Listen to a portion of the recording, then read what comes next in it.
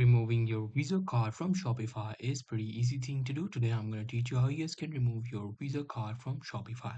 So the process is pretty simple. So for that, as you guys can see, I'm on my Google. Now here you have to search for Shopify and simply go to shopify.com.